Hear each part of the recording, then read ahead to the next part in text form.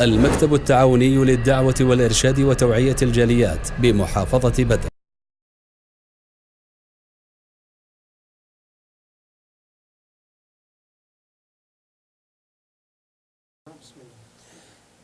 بسم اللہ الحمد للہ والصلاة والسلام علی رسول اللہ اما بعد.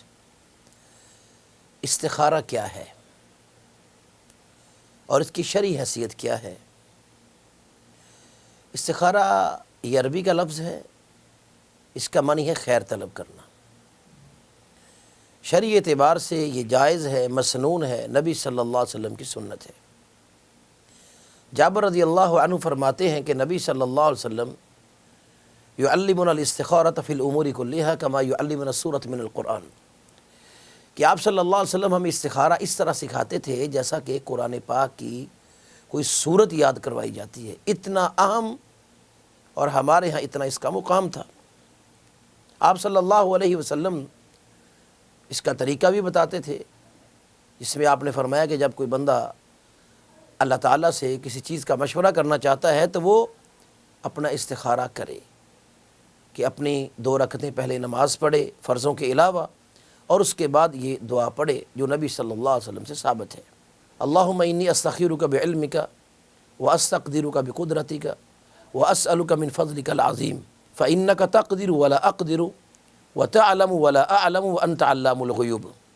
اللہم ان کنت تعلم ان هذا الامر خیر لی فی دینی ومعاشی وعاقبت امری فاقدره لی ویسرہ لی ثم بارک لی فیہ.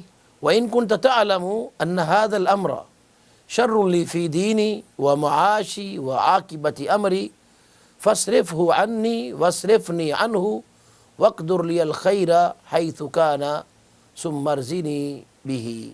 یہ دعا ہے. آئیے ہم اس کے ترجمے کی طرف چلتے ہیں کہ انسان کہتا ہے اے اللہ بے شک میں تجھ سے خیر کا سوال کرتا ہوں تیرے علم کے ساتھ اور تیری قدرت کے ساتھ، اور میں تجھ سے سوال کرتا ہوں تیرے بہت بلند و بالا فضل کے ساتھ، کیونکہ تو قدرت رکھتا ہے، طاقت رکھتا ہے اور میں نہیں رکھتا. اے اللہ تو جانتا ہے میں نہیں جانتا، اور تو ہی غیب کو خوب جاننے والا ہے.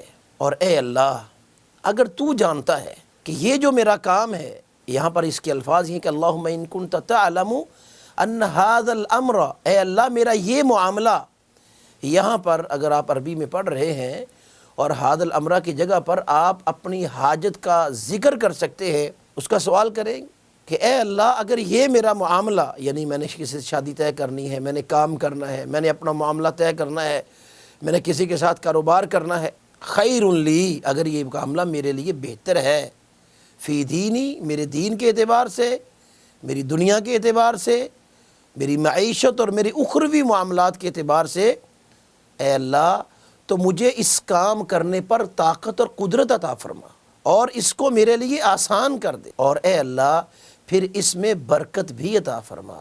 اور اے اللہ اگر تو جانتا ہے کہ یہ کام میرے لیے برا ہے، اچھا نہیں ہے، میری دین، میرے دنیا، میری معیشت اور میرے اخروی معاملات کے اعتبار سے یہ کام میرے لیے برا ہے، تو اے اللہ اس کام کو مجھ سے دور کر دے اور مجھے اس کام سے دور کر دے. جہاں پر بھی اے اللہ خیر ہے اس خیر کو میرے پاس جمع، اور پھر اے اللہ تو مجھ پر راضی ہو جا.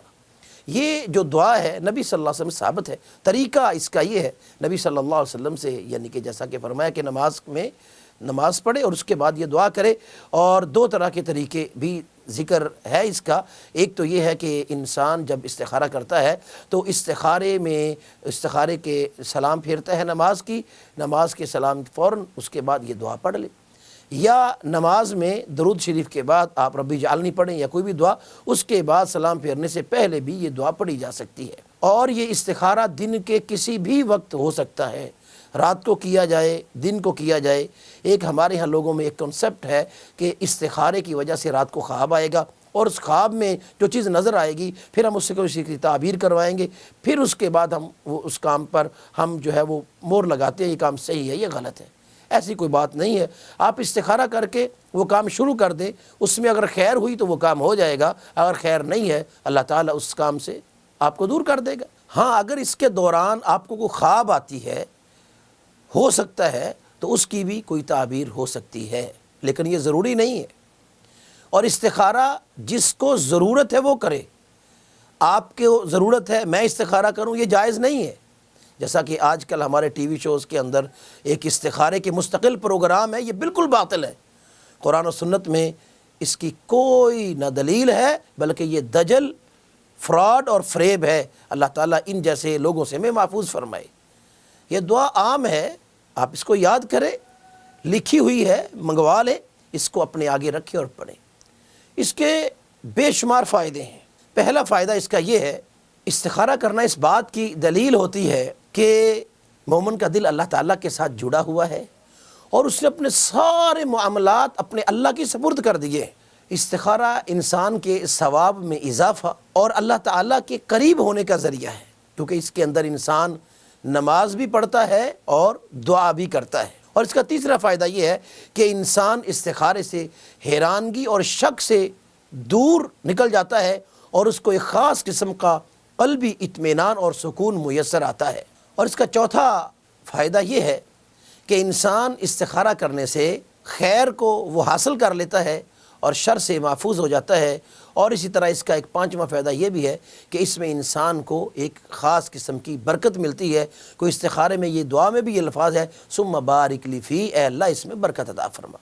تو اللہ تعالی ہمیں دین سمجھنے کی توفیق عطا فرمائے۔ ایک گزارشات تھی، ہمیں استخارہ سنت کے مطابق کرنا چاہیے، اس دعا کے ساتھ کرنا چاہیے۔ پھر ہمارا کوئی بھی معاملہ ہو، چھوٹا ہے بڑا ہے، آپ نے کوئی بھی کام کرنا ہے، آپ استخارہ کر کے کریں گے، اللہ کے فضل سے اس میں خیر اور برکت ہوگی۔